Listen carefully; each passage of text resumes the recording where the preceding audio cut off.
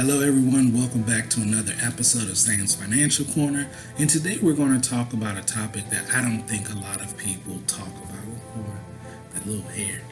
My hair does its own thing sometimes. It's just like me. It's just like, I'm a point. I'm going to be here. I'm going to do what I want to do. I think it's better now that it's a little bit longer.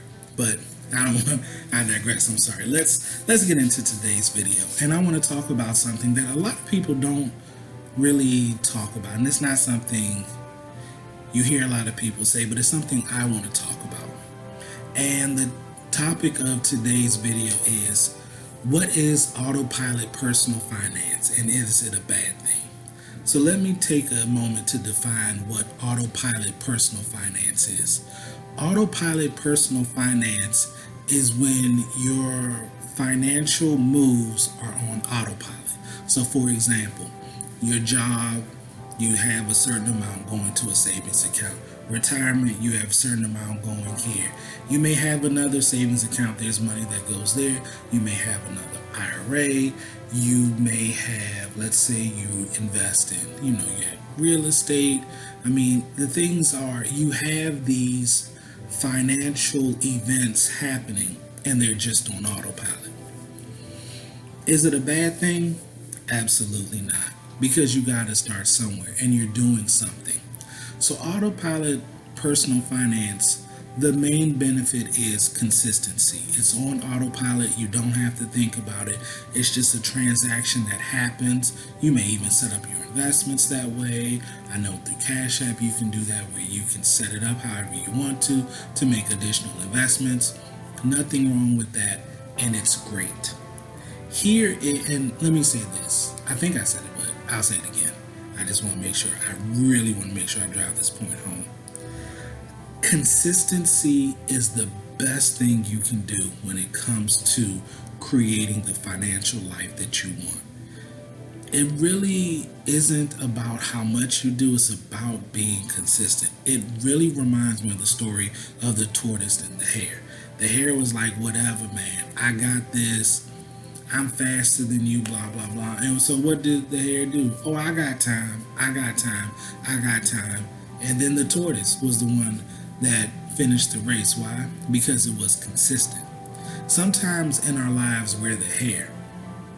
We do things, we get going, we get running, and then we like, all right, well, I got time. And then all this time eludes us. So the one thing about having your personal finance on autopilot is consistency, and that matters. And in this instance, I really want all of us to be the tortoise. Be consistent with your saving. Be consistent with your investing. Put it on autopilot. Don't say, when I get paid, I'll do it. No. Set it up automatically so you can set it up and you can forget about it. It's a great thing for consistency. But here is where you have to add another layer. If not, you won't be able to maximize the things you have on autopilot to the best of your abilities. So let's say you just have your personal finances on autopilot, you're saving money, and let's say over time you amass 30, 50, 60, 80,000 in the savings account. That's great, but that money is not going to be earning a lot of money. And I don't remember, about 20 years ago or so, savings accounts rates were pretty good. Now they're just straight trash. They just really are. They're trash. They're garbage. You're not earning any money. That money, it'll make you feel like, I'd rather just put the money in a jar in an envelope. So my suggestion to you is, autopilot finance is great, but at a certain point you have to say, okay, where can I put this money to make it more for me? So if you have money in a savings account, you're like, okay, I've saved, my goal was to have 3 to 6 months worth, let's say 6 months of, expenses, mortgage, rent, everything. So I have 6 months, I feel very comfortable. I have excess money. You got to do something with it. You can't just leave it there. You have to have a plan. Whether it is, okay, I want to start my own business, or maybe you want to bolster your investments. You have to have activities that are going on, and you have to be able to attach goals with them. that is how you, how do I want to say? I want to use the best term, because that is how you avoid not utilizing your finances to the best of your abilities. Your retirement account, and let me jump there, but I may jump around a little bit, but don't worry, I can tie it all together. Let's say you invest in your company's retirement plan, and you don't pay attention to the mix of how they do their investments. They may do individual, most do mutual funds that mimic other funds, and you're not paying attention. And let's say your portfolio is 50 stocks, 50 bonds, and you're like in your 20s. That doesn't make sense. So again, you're going to have to look beyond just setting things up. You're going to have to look at, does this make sense for me? Well, of course, if I was in my 50s or 60s, or I'm close to retirement, I'm thinking in the mindset of preservation of capital. So no, I don't want my retirement portfolio to be heavily invested in the stock market. It can to a certain degree, but this is money that I'm going to think of living off of in the future. I don't want all of that risk. So that's another thing to consider. So when we talk about autopilot personal finance, it's a good thing. But you have to add goals and logic attached to it. And that's where you need to have that active participation. How much money do I have saved in this and why?